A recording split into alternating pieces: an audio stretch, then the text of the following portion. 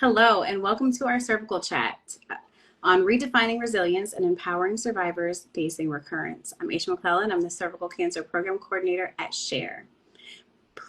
Please share in the comments where you'll be joining from today. Before we begin, I'd like to share a little bit about SHARE. SHARE is a national nonprofit that supports, educates, and empowers anyone who's been diagnosed with breast or gynecologic cancers, and provides outreach to the general public about signs and symptoms, because no one should have to face breast, ovarian, uterine, cervical, or metastatic breast cancer alone. For more information about upcoming webinars and support groups and our helplines, please visit our website at sharecancersupport.org. Feel free to submit any questions in the comments. Remember that we are unable to give specific medical advice, so please keep your questions general in nature. And now I'd like to hand it over to today's guest, Linda Ryan, who will introduce herself. Hi, everyone. I'm Linda Ryan. I'm a recurrent cervical. Was originally diagnosed in 2004 and have had 6 recurrences. I've been on three clinical trials, numerous different therapies, and thank you for inviting me to be here today.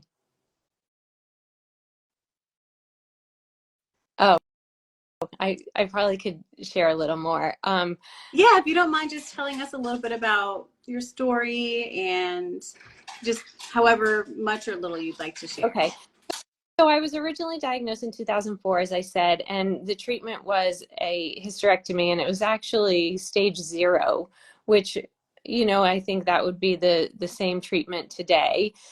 7 years after being originally diagnosed, I really had thought I had checked cancer off my list, but I found an enlarged lymph node in my supraclavicular lymph node on the right side. And that was the indication that my cervical cancer was back, and actually the lymph nodes throughout my body and in my groin area. So I had the option to do standard of care chemotherapy or go on a trial, and I went on a clinical trial. And the trial, I didn't really know anything about trials, and thankfully my doctor offered it to me, but there were 54 women on the trial. There was a 31% response rate.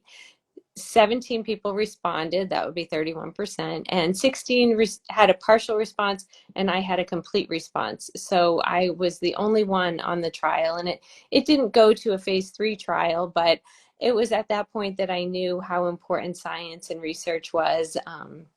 So that was, I did 8 rounds of chemotherapy, no evidence of disease.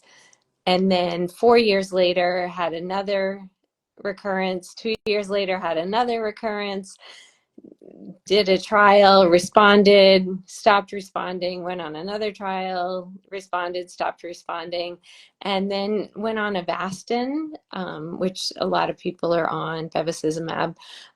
So that kept my disease stable for 2 years. And then I had another recurrence in September 2021, and that was pretty significant. I had a few surgeries, and then I did 10 rounds of chemo and 30 rounds of radiation after, and I'd already done lots of those things before too. So in a nutshell, that's kind of my journey. Wow, what a journey. And so your first, so when did you start? When did you first get your first diagnosis again? 2004, 20 years. 20 years. Wow. And so now you're just on bevacizumab? Pembrolizumab, Keytruda. So I'm on, okay. And that's 2 years. So I'll be done with that at the end of this year is the plan. Yeah. Oh, good. Yeah. Awesome. Well, I'm so glad you're here with us today. And yeah, very excited. So you all know me. I'm the cervical cancer program coordinator at SHARE. And I had a metastatic cervical cancer diagnosis in 2016, and I have been in remission since 2017. But I still deal with fear of recurrence all the time. I'd like to say it gets a little easier, but it doesn't really. But maybe eventually. I don't know. We'll see. But so I guess we'll just go ahead and dive into our questions. So we have a few so far, and um, actually, I'll go ahead. We just had one question submitted live. So why don't I go ahead and jump into that one first? So can you talk more about your experience with the clinical trials? Do you have any advice to people who are afraid to try clinical trials? Yes. I would encourage everyone to inquire and talk to their doctor about clinical trials. Like I said, I've been on 3, and I probably wouldn't be sitting here today if I been on those trials and my doctor hadn't suggested them. And it's really important. I was never afraid, and people used to tell me, "You're so brave for doing this because it'll help other people." And quite honestly, I was doing it for selfish reasons. I knew those were the latest and greatest drugs that were being tested, and I felt like to have access to those was cutting edge. That was a gift, to be able to have access to some of those that they had seen, responses to. So it was never been on a one trial, and I would do that because it's a dose escalation thing. But I think trials are really important, and if you think the science makes sense, investigate it more. Talk about it with your doctor. Yeah, for sure. For sure. Were you ever nervous about trying a trial? No. No, and in fact, every time I've had a recurrence, I actually look for the trials and talk to my, Okay. you know, last recurrence was the first time I was actually on standard of care. I've done chemotherapies through the trials before, but this 2021, that was the first time I was ever on standard of care chemotherapy. So I've never been nervous about it. And I want to talk about something that you mentioned, like, does it get easier about your recurrences and worrying about it? And after having 6, I don't worry about it anymore, because if I don't want it to happen, but there's Mm-hmm. I don't right now I think I'm done. So, maybe I think you are too. I would have said, like, there's a good chance it could happen again. But sometimes when I share my story and I'll tell the chronological order of it, Yeah. what I say is that, on X day, the day that all cancer patients dread but also anticipate happened, and that was when I was having a recurrence. Like, we all dread that happening, but we're all like kind of waiting for it to Sure. happen too. So not in an unhealthy way, but Yeah. I think part of having a cancer diagnosis. Right. Right. True. And I mean that's a good point too. I mean, I I just get a bit anxious about it. Because honestly, like when I had my recurrence, or I don't even know if I would call it a recurrence, but when I found out that my cancer spread, I um I wasn't even worried that day.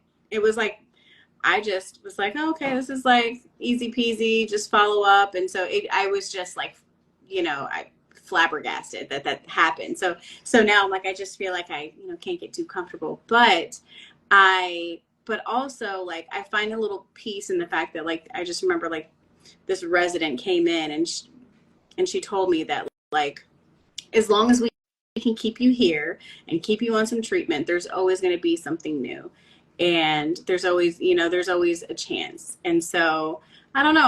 I kind of stuck to that. I mean, that just kind of stuck with me. And When on my second recurrence, so I had done the first one, and Ben, it was difficult, right? yeah, The treatment. So my recurrence, I can tell you, was from a baseball game with my son. He was like, I don't know, 12 or something at the time, and I felt this a lump, kind of in a similar place to where it had been before. And so I didn't want my kids to know. And I went upstairs and I went in my closet, and I literally called my friend, hysterical, and she was the one who had been through treatments with me, and she might even be on here, but my friend Barbara, and I called her, and I was, like, frantic. It was a Sunday, and she said, "Linda, this is your life. Whatever it is, we will deal with it." And mm-hmm. it was a reality slap that I needed, because this was my life. What was sitting in a closet getting upset about it wasn't going to help. Right. So let's deal with it. And Mhm. so I think it's really normal. And I'm, full disclosure, I get nervous before my scans too. And I think that that's normal that we all do that. But this is my life now, Yeah. and I may have to deal with it. Yeah. I don't deal with it, but back then. Yeah. Yeah. Yeah. You're awesome. Mhm. Um, okay, so next question. How has your experience with cervical cancer recurrence shaped your understanding of resilience and empowerment? Mm. I don't know that I guess it's shaped it in a way that I've never been a like, I need to kick cancer's butt person. Yeah. Like, I need to make sure I'm positive. It just always was natural for me. I really didn't think that that might be naive. Mhm. So as far as resiliency, like, there there are things I would tell myself, and making my brain strong was really something that I learned through this process. And having a strong body created a strong mind for me. But like, making sure if I did have a negative thought, I would just say the opposite in my head, or try and figure out the positive side of that. Like, the side effects of chemo, they're horrible, right? They're not fun and whatever. But I used to think, okay, I'm having horrible side effects, but I'm happy about that, because then that means it's working. Mhm. Whether it's fun or not, I don't know, but that's what I would, Mhm. like, okay, Yeah. my body's really responding to this in some way. So Mhm. that's kind of maybe what I learned through Yeah. resilience, through this whole process. I love that. Yeah. I I, I can relate to that a lot. That's kind of like that's how I kept myself grounded. I just kind of had faith in everything that I was consuming and doing, and it was just I just wanted to continue to keep my body strong, and just knew that, just had faith that whatever I was taking, or whatever they were giving me, or it was just helping to heal me, and. Yeah, your body could take a break. Yeah. The drugs take over, and your body could take a break and rest and Yeah, do what you do. absolutely. What advice do you have for other cervical cancer survivors facing recurrence or staying strong or positive during their journey? Um, well, one thing we touched on before that I would say is absolutely ask about clinical trials. Yeah, You and I just came back from the SGO, Society of Gynecologic Oncology conference, and we heard great things and saw that there are people working on things yeah, for cervical cancer and recurrences. So certainly ask about trials. yeah. It's of them. So that would be that. And then staying positive, and hopefully it's something that you can just become and not force yourself to be. Mm-hmm. Mm-hmm. Absolutely. Can you share a moment that highlighted your inner strength and resilience during your battle with a cervical cancer recurrence? So I don't know that there was a single moment Mm-hmm. that I felt was being strong, but I'll tell you, I can look back on what I've been through, and I think that was tough. That was really tough. And a lot of times during treatment, if say you knew you were having 8 rounds of chemo or whatever, you got Mm-hmm. 5, you could look back and say, okay, I did 5, I know I can do 3. Mm. So there was like that you that that helped me get through some of the like dread of having to do more of it. Yeah. Yeah. You kind of tap into strength that you didn't realize you had. Yeah, Um, I mean, you're forced to it. You have children, I have children, and mine were right. young. And Mm-hmm. so for me, I didn't I didn't really feel like it was an Yeah. option. And I'm not saying that to make other people feel like they do, but in my head, I mean, my prayer was always, please let me live so I can see my children grow up and live happy, healthy, successful lives. That was my same prayer, Oh, literally every single day. I mean, wow, that's beautiful. No, I mean, that's what got me through, and I just, um, that's all I wanted, just to be here and see them grow. And mine were like in probably fourth, fifth, and sixth grade at the time. So, and honestly, that's kind of what kept me on my toes and kept me healthy. I just because I was always the parent that was at all the things and doing all the stuff, and so I didn't want to stop that, and so throw on a wig and a hat on top of it and just kind of blend in with everybody else. And I showed up, and yeah. it just kind of kept giving me the strength to keep showing up for myself. It's funny.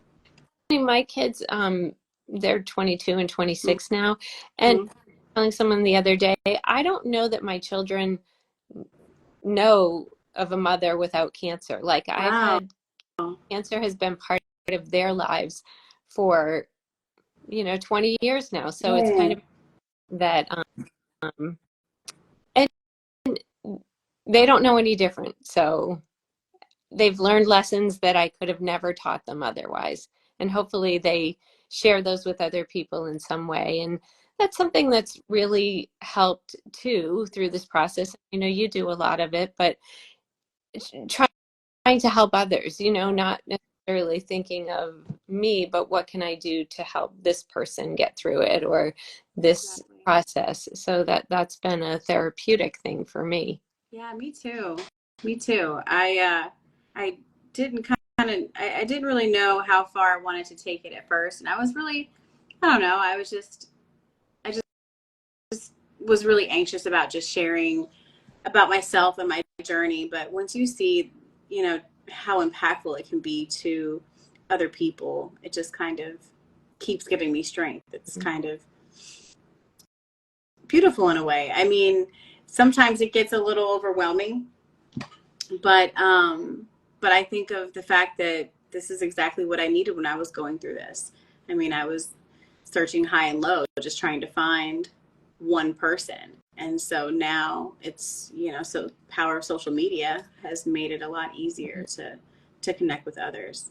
Um, so I love that about it. So 20 years ago when I was originally diagnosed, it wasn't as, uh, a Right. thing. And, but my friends and I, there are five of us who are really close. Mm-hmm. We were on Facebook and we were just really open about it. And Yeah. I'm a firm believer in everyone needs to do it their own way. Sometimes when Right. I story, people will come up to me after and say, I've never told anyone, like my husband's the only person who knows. And that's fine for them. But for me, it was helpful to share. And I Mm-hmm. much support. We live in a wonderful community and I felt a lot of support Mm-hmm. through that. So, I mean, everyone has to figure out how they want to do it. And Mm-hmm. when I would have recurrences, it was a little hard at times. Mm-hmm. I would see people in the grocery store and Yeah. it would be awkward for them to ask or, so it was, Mm-hmm. but I did find so much strength from people around me as well. Yeah. Yeah, for sure.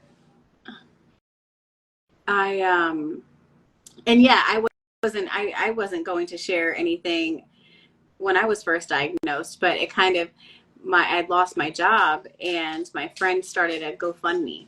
Huh. And so I was just trying to just share a little bit of information at a time, but you know, the more sick I looked, people were asking questions, and then I would hear from people. This was before I even got into any sort of advocacy or anything like that. But like my sister was just diagnosed with this, and like what do you suggest? And it just, I don't know. It's important to when you if when and if you're comfortable to share in whatever capacity. And before I started sharing more, I was blogging. Um, and that was just for me, honestly, just to write. But it's helpful to share your story if you're comfortable, because Because it might help. exactly, Yeah. exactly. Um, so how do you advocate for yourself and seek empowerment in the face of challenges related to cervical cancer recurrence? It's a mouthful. Uh, yeah. As far as advocating for myself. You know, I think back to when I was originally diagnosed, and my first recurrence was probably the most significant, but I think back to that, and you know, making sure you call and get the appointments when you want to get the appointments and all of that stuff, which sounds so ridiculous, but it's a lot of work to do that. And you know, I used to share nursing classes, and I would always say, this might thousand, and I don't even know if that's a word, first patient with cancer, but this is this person's first time with it. And I think it's hard to advocate for yourself because you don't really know what you're asking for. Mhm. But if you feel something, ask the questions. And so that's been really important. And also then being able to, you know, through the past, I don't know, 12 years or so, I've been involved in different organizations and boards and whatever. So being able to give back and help others has helped me be stronger as well. Even just knowing information that I can share with other people. Absolutely. Absolutely. Yeah, I feel the same exact way. That's why I love going to the conferences, because I learned so Yeah, much. And you might not think it, you know, at the moment, obviously it doesn't pertain to your particular situation, but I was leading a support group the other night, and a woman had mentioned something that I literally just learned about recently. And so it's really nice and empowering for me to be able to share that with it somebody is. else. It is. What do we have? What resources or support systems have been instrumental in helping you navigate the complexities of cervical cancer recurrence? Well, I talked about my friends, so I think Yeah, tips and people that you surround yourself with, right. and super important. But there are really credible organizations like the Mm-hmm. Foundation for Cancer. Their Yeah. website has incredible resources and different things on it that help. I, I mentioned when I started, Facebook wasn't huge, Yeah. so weren't groups and everything, but now there are groups, and sometimes those can be really helpful. Some people don't love to be on them because maybe it's too much information or that's not where they are, but there are so many women who do find support and strength through those organizations of, you know, or those groups of other women. Yeah, for sure. How did you start getting into reaching out to organizations? Is there something that led you to reach out to them through advocacy, or did you go through support? So I had mentioned my 5 friends in our community. So when my first recurrence happened, Mm-hmm. we ended up creating a 5K event that took off, and we didn't know it would become a charity, but it did become a charity. It Amazing. was just overwhelming response. But through that, because I believed so much in research and science, we funded research grants through SGO and the Foundation for Women's Cancer, and doing those kinds of things. Then they knew that there was a patient out there who was willing to share their story, and Yeah. also the doctor has said. And you know, sadly there aren't tons of 6-time recurrent patients. So you know, I did some blogging for MD Anderson. A lot of women Mm-hmm. will say, I saw you on MD Anderson's blog and Mm-hmm. things. So just through sharing my story and Yeah. being able to be involved in organizations. Mm-hmm. I love it. That's amazing. How has your perspective on resilience evolved since your first cancer diagnosis to facing recurrence? Well, I'm sure a lot of it is cancer and, you know, Mm-hmm. and everything. And there's a healthy amount of aging that's happened too. Yeah. So, you know, I care about the things I care about, and I don't care about the things I don't care about Yeah. anymore. I'm more, I feel more, I feel stronger to be able to say yes and no, and Mm-hmm. where I want to spend my time. So I think that that's certainly, as cliche as it is, that's a lesson that has taught me. Oh, it's totally. I mean, I totally agree. It's probably one of my favorite lessons I've learned. through my cancer journey. Cliche, so much good has come out of it, and like we wouldn't Seriously. be. Yeah, I know. I mean, at first when I was diagnosed, I was just like, I kind of detested all the little cliche sayings. And then I was just like, wait a minute, maybe a lot of things do happen for a reason, you know? And then I kind of started repeating them myself. And I just, over the years, I'll take the cliche sayings because it does make sense. And it has kind of unfolded in a more beautiful way than I could have ever expected, you know? agree. Yep. Um, What self-care practices have helped you stay resilient and empowered This during your journey? this was a big one. So exercise has always been important to me. Well, I say all, from the time I was like late Yeah. 30s. Um, I I've never been an Mm-hmm. athlete. I exercise. My family wasn't like an exercise family or anything Yeah. like. But I walk and then I ran. And during my first recurrence, I continued to exercise, and I realized how strong I felt as a person. And so I've always done some sort of exercise through this whole process. My Yeah. recurrence 2021 was a little bit harder though because I had a surgery and then I had an ostomy and Mm. I couldn't exercise. I mean, I've lost 20 pounds. I was really sick and so I exercise. So once I started to gain a little weight and then I had the ileostomy reversed and I was on chemo, Mm-hmm. but I to be doing something. So a Pilates studio opened near my house and I Mm-hmm. started because I knew I needed something Yeah. and now I'm faithful to part of I schedule that in and I schedule other appointments around it. Um, so definitely exercise because I feel like when I'm sitting there, waiting for the doctor to come in and tell me what my scan looks like, I say things to myself like, well, who did CrossFit this morning or who XYZ this Mm-hmm. morning? You did. And Yeah. so, like, that's only going to help you. So Exactly. Exactly. I would say mostly just exercise, and I do some meditation, but I'm not as good at that. Yeah. I know. I wish I was better at that too. My mind is so busy. Yeah. Um, but I try, and I'm trying to get better about exercise. I mean, I'm active, but don't I want more like intentional time to exercise. I need to like set the time aside to do like an intentional exercise. Um, but I'm active in the sense that like I'm not sedentary, but but I'd love to do Pilates or, something like that. But It's great for the body and the mind, definitely. yeah, yeah, for sure. Mhm.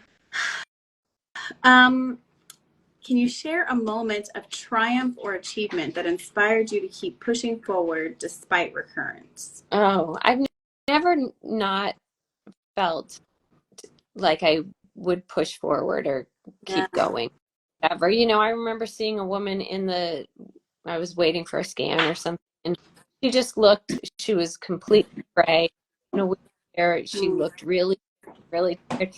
And I thought, like, I wonder if I'll ever get to that point. And not that she was there. I don't know. I didn't talk to her, but I just felt like she must be tired and tired of all of this. But I never had those feelings just because I don't know. I just naive or belief or whatever it is. I never felt that. So there was never a single moment that I felt like I needed to push myself to keep, mm, yeah. yeah. So you felt pretty hopeful and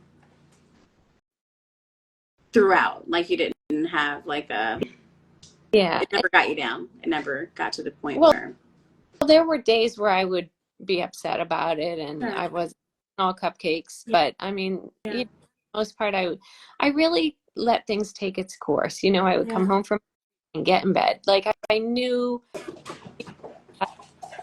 it was, and I, Hmm. I have neuropathy and I this, that, and the other thing, like, whatever, I have stuff, but I'll take all of that just to be here. Yeah, Yeah.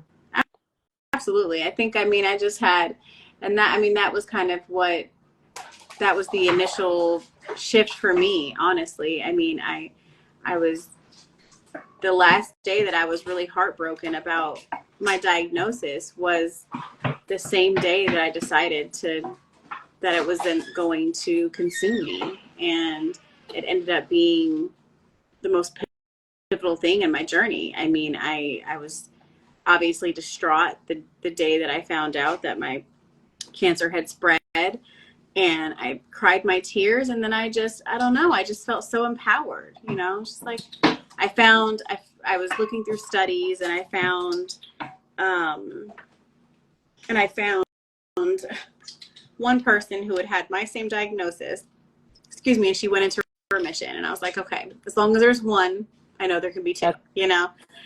And that shifted everything for me. I looked at myself like if there's somebody else who can do it, I could do it too. And um, it really just made all the difference. Yeah, it gives you hope, definitely. Yeah. Did I ask this question? What message of hope and empowerment would you like to share with other survivors navigating the complexities of a recurrence? One thing that I feel strongly about and I try to share with others is that you're in charge of the cancer. Don't give power, or don't give that power to cancer to dictate it.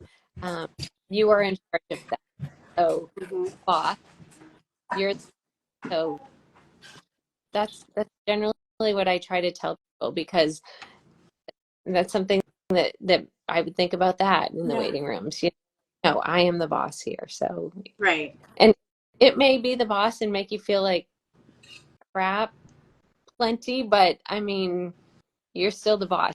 You know when you're going to get up and walk around the block if you're going to do that. So, Yeah. Yeah. And how do you, you know, I have a good friend who, you know, has been dealing with, you know, her diagnosis for a long time, and and it, it's hard, it's daunting, you know, you're looking for good news, and the good news hasn't quite come yet. How would you navigate that? How can you stay strong after so many years? You know, like at what point does it become just too much? You know? yeah. Fortunately, I never hit that point, but I always found strength in wanting more time, more of what my children would be doing. You know, many of my friends were having grandchildren, and there were Mm-hmm. thought, I wonder if I'll ever be a grandmother. Mm-hmm. You know, I mean, um, Yeah. I don't want to be anytime soon, in case anything, but um, um, but so those kinds of things kept me going, and I Yeah. just felt I wanted more out of life, Mm-hmm. and so there were times that everyone around me was worried and probably thought I wasn't going to live. Yeah. Uh, you know, that they never told me then, but they'll tell me afterwards, like, yeah, I was, ugh. And so that's funny to me because I never felt it, but there were people around me that thought this is not good. Yeah. Yeah. Yeah, yeah. No, I know. Same. Well, I mean, let's see. I was told my cancer spread in November of 2016, and in April of 2017, I bought a house. Um, so everybody was like, "What the heck are you doing?" It's like, I'm gonna be Yep. fine.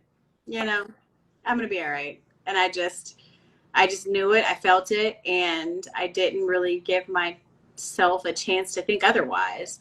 And and that's what drove me. You know, even on the worst days. Yeah. Um, And sometimes it's not an option, you know, as a mom. And I think that's probably something women, yeah, mothers, parents deal with, you know, like it's not, but just on the flip side of that, something that I feel sensitive to is the women who have had cervical cancer who cannot have children. And I yeah, have children, and then I had my first diagnosis, Mm-hmm. and people would say, well, you have two beautiful children and whatever. And I did, Yeah. but I didn't think the family was complete. Oh, I'm sorry. I don't know how to do It's this. okay. It's the story of my life. Oh, sorry. So I to do that, and oh, I apologize, everyone. No. It's okay. Yeah. It's fine. So I think it's important, for so many women who do have this cancer don't have a choice and have not made the choice to not have children, but Right. won't be having children. And I think that's devastating and probably needs to be acknowledged. And even that wasn't the case for you or I, but Right. that's a huge thing for people with this diagnosis. I know. Probably all diagnoses, All but we're talking diagnosis. Yeah. about cancer, so that's why I'm saying that's what I know. Yeah. It's a, and I didn't even bring it up when I was diagnosed. I mean, I didn't.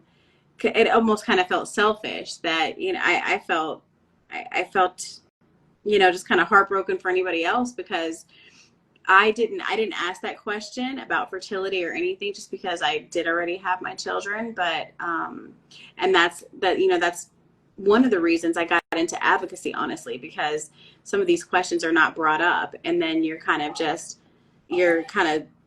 flabbergasted when you find out that your choice of fertility, your choice of ever having a child has been taken away. And so I encourage people to ask those questions. I didn't think to ask those questions.